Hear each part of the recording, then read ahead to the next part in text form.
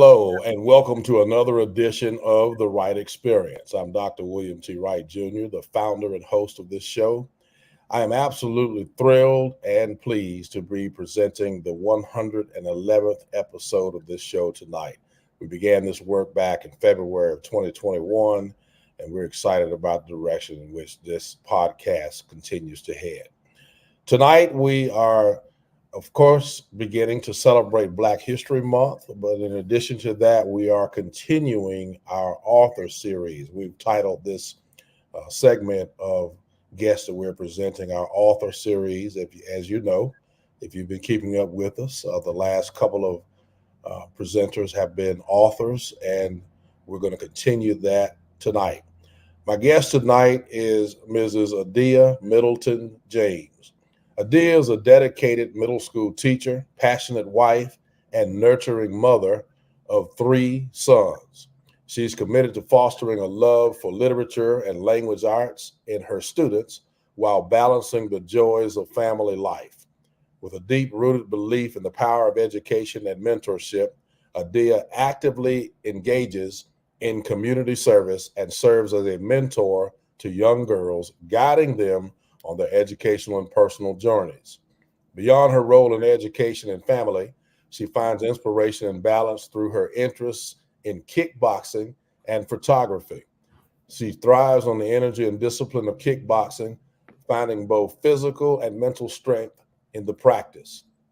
In her moments behind the camera, she captures the beauty of everyday life and cherishes the art of storytelling through visual imagery. Adia has a heart for service, a dedication for teaching, and a love for capturing life's precious moments.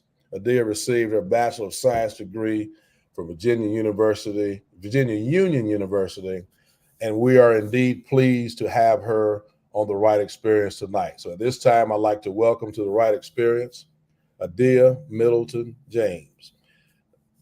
Hey, Welcome. thank you. Thank you for having me. Now, before we get too far, I need to clarify something because your sister was on here Yes. a couple of weeks ago, and I want to make sure the audience knows that you all are actually 2 different people.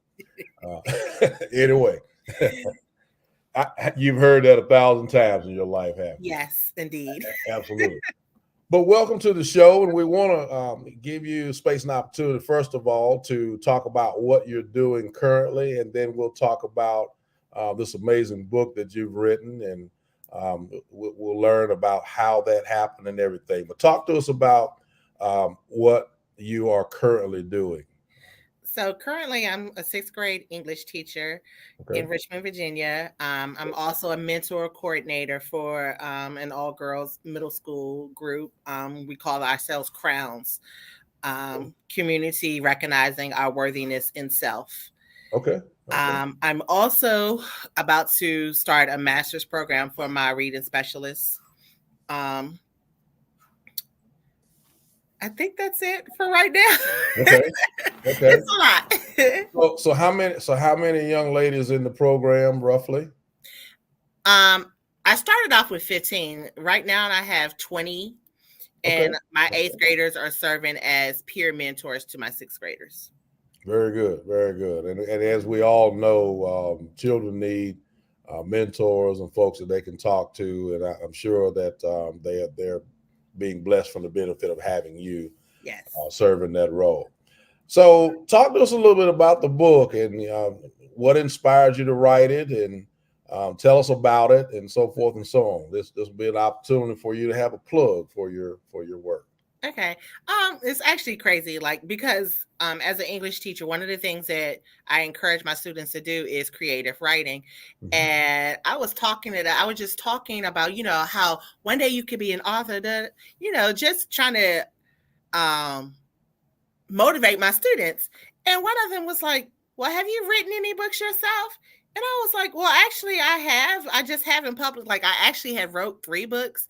Okay. And this is the only one that's actually published. The other 2 are children's books. And so they was like, well, Miss James, you need to talk. You're going to talk it, you got to walk it. So they was like, what you going to do about it? So that made me be like, you know what? Let me see if I could get this thing published out here. And I just went out on a limb. I was like, all right, I'm gonna try this thing. Okay. And So student motivated then. Okay, yes. cool. All right. All right. Yes. So the book is, this one is called If These Bleachers Could Talk, Tales from Behind the Bench. And I had actually written it years ago. My husband is a former college coach. When I met him, he, in college, he was a football player, and then, everything progressed or whatever. And so we got married. He was talking about how he was interested in coaching football, and I didn't realize that the impact of how football was going to impact our lives. Like, sometimes I felt it was an interruption. So, and I just Okay.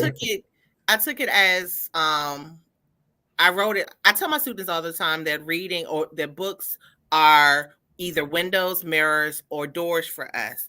Windows because you can see in and out, but not necessarily, it doesn't necessarily reflect your life. Mirror, it reflects your life. I can see myself in this character. Or a door, like it will open up opportunities for you. So the book ended up being a mirror for me because it reflected some of the things that we went through with him coaching. And I call it the coaching carousel because sometimes, like coaches get fired. Sure. That, and I had to learn that that's part of the game or whatever. That was part of accepting that this is what he chose to do. We may be moving 1 minute here. We've lived in Florida. We've lived in Virginia. We've lived in North Carolina. Mm-hmm. And so to me, that was just like, and then having a family, having children, coupling that, trying to find the work-life balance. So yeah, my book ended up being a mirror for our lives. How So about that? realistic fiction. And student inspired. That's pretty Yes. cool. That's Yes. pretty cool. So let's talk about the profession a little bit. And you're teaching and a veteran teacher. You've been doing it for a while. Yes. How many years? I've lost track of. My middle son is 21, so I want to say 20 years. Okay. So about 20 years of teaching. Yes. So tell me what's different about the classroom in your estimation now, as opposed to maybe when you started. What's different? It's definitely the kids and the buy-in. Like, when we were growing up, mom and dad made us, there was homework, it was, you had to read, like we were doing book reports and stuff, and you didn't really have a choice about that. Nowadays, our students, like, I don't give homework because I want it to be equitable. Like, some students may not have a parent at home that can help them with reading this chapter and comprehending to answer questions. Or they may not be able to help them with math problems or whatever. Whereas some students may have a parent that is there to help them.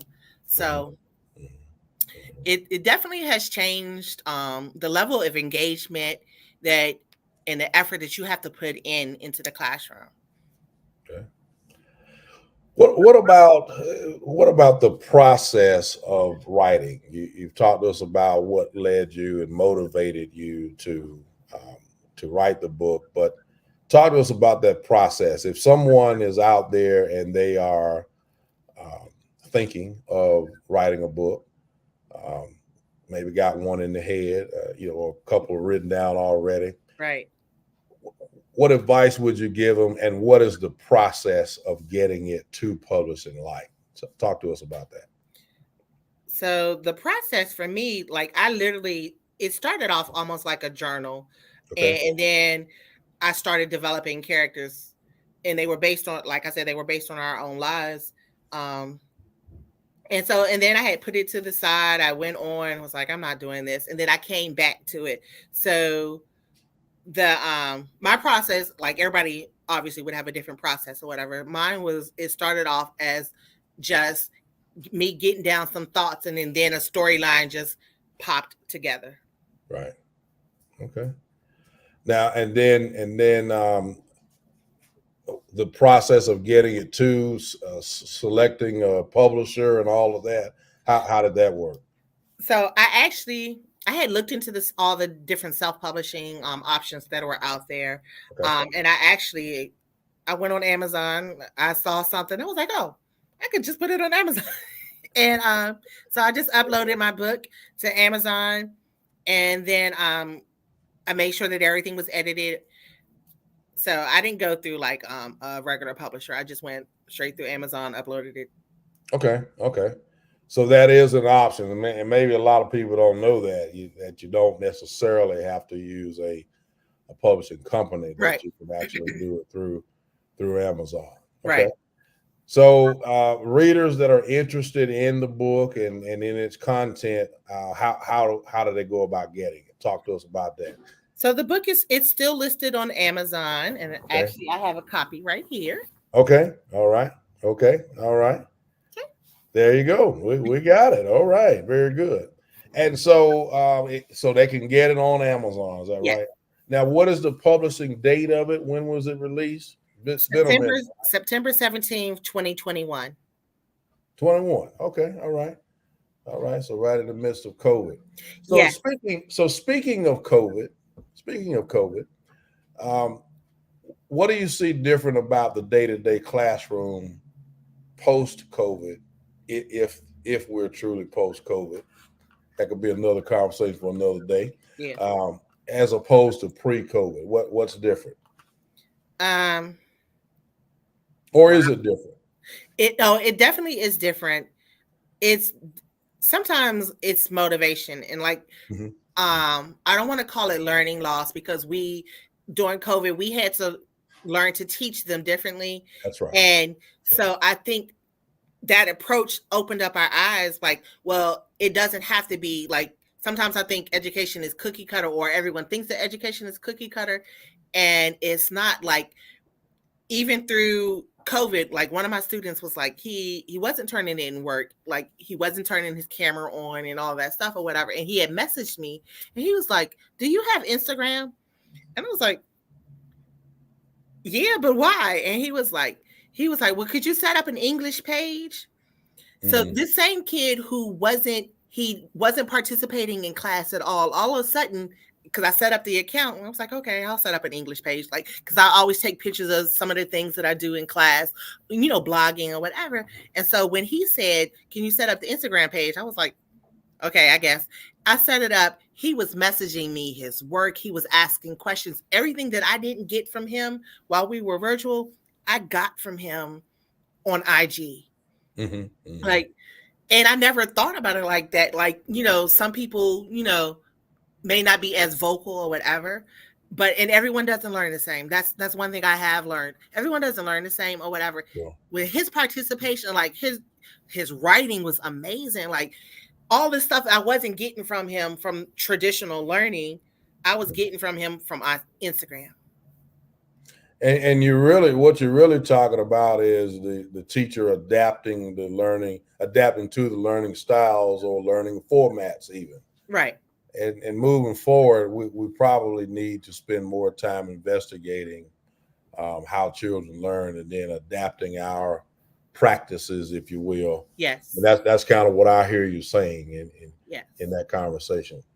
So speaking of the future of education, what are some things that you think we'll be having to deal with, or are hot button things? Because I love when I'm talking to people that are in that classroom.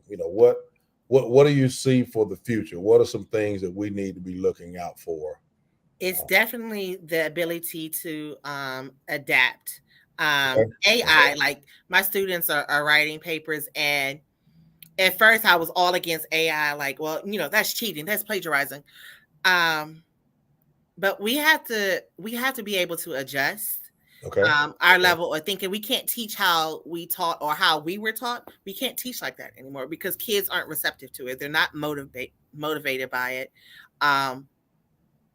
And like, not knocking old school teaching, because it worked for us, but it's just, we have to do the out of the box thinking for our students that we have now.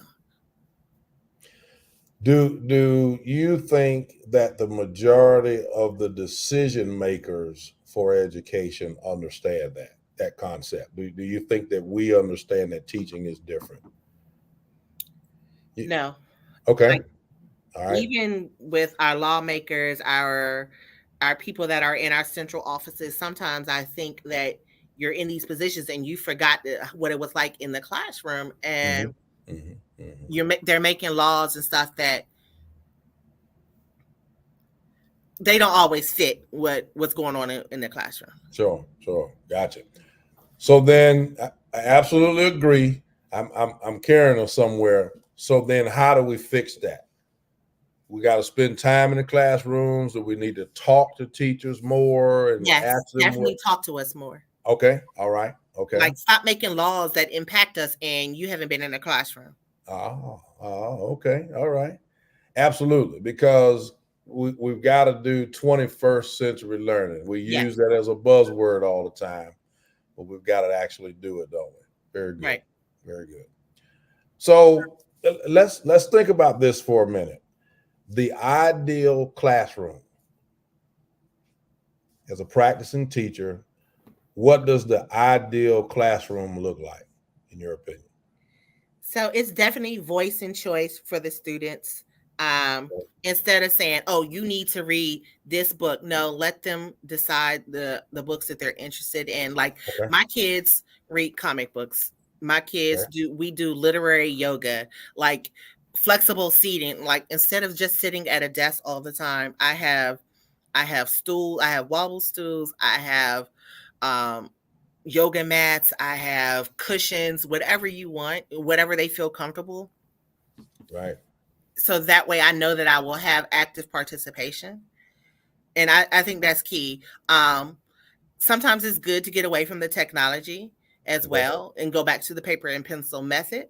But at the same, so again, voice and choice, allowing students, like bringing in the Legos, bringing in, and I do that. I bring in Legos, I bring in Play-Doh, because not every student can write to explain their thinking, but if you can draw, if you sketch it out for me, or you can build something with some Legos based on this story about the plot or whatever.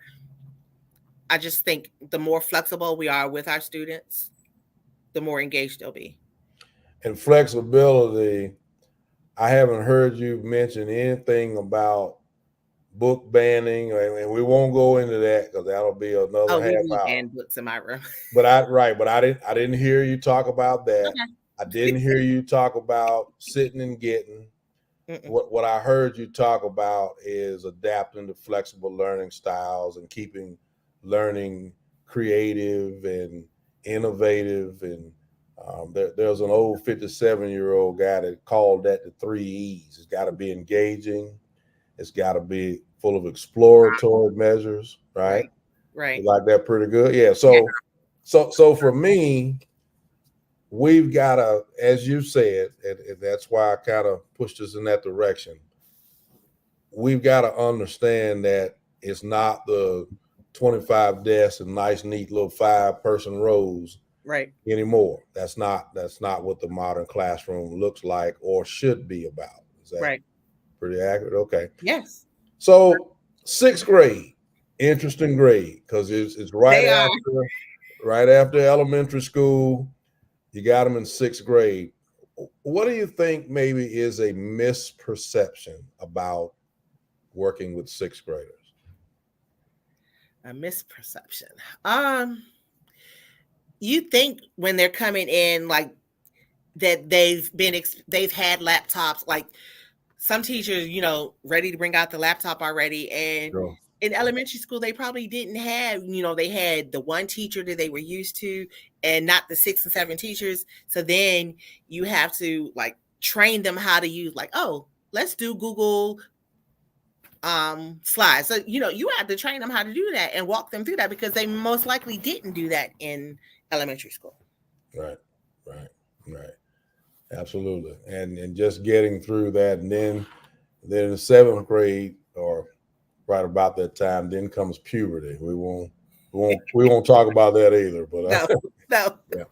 Yeah. So the immediate future, you plan on writing more books? You're gonna is that it? Okay, all right. Anything that you can speak to us about that you got in your mind, or or is it top secret information right now? Not really top secret. I've been playing around with, like, especially being in the middle school, and like sometimes just the kids and the experiences that they have, and you just want to be like, yeah, I can base the story off of you. I can base the story off of you. Oh, you're my main character here. You know, like they all giving me main character energy. So I'm like, yep, I definitely can write some middle school stories. Okay. All right. All right. Well, thank you very much. Is there anything else that I have not covered with you that might be helpful for our audience at this point about the book or about this wonderful world of education that you've dedicated your career to? No. Okay. All right. All right. If you'll hold on with me for just a minute, I'll Okay. come back and close out the show. Okay. My guest next week will actually be Mrs. Middleton-James's husband, Dr. Mark James, who is a former football coach. I think he might still be doing some coaching. He is also an author and a well-renowned athletic mind. So we're looking forward to having him aboard next week on the Wright Experience. That will be February 8th, 2024. That'll be at 7:00 p.m. And we're looking forward to that show as well as others. We have some amazing guests continuing to come up. Of course, present company included in this show. We are seeking guests. So as you identify folks that you'd like for me to have on the show, please don't hesitate to reach out and let me know that, so that we can continue to bring you the very best people that we can bring. As you see, as we're going into our fourth year of this show, we're about to have a third anniversary. And so as we go into our fourth year, you see we're expanding our portfolio, and we'll continue to do so, because the bottom line is we want to bring content that will help motivate each of us to get better. So thank you for continuing to be a part of this work that we're doing. And Mrs. Middleton-James, we want to thank you for being on the Wright Experience. This platform is open if you want to come back at any time, and maybe after the next book is in print and released, we'll get you back here. And of course, we're looking forward to interviewing your other half. I won't call them your better half, but your other half on next week. Right. And thank you for agreeing to be a part of the Wright Experience. Thank you for having me. And to the Wright Experience audience, thank you and good evening.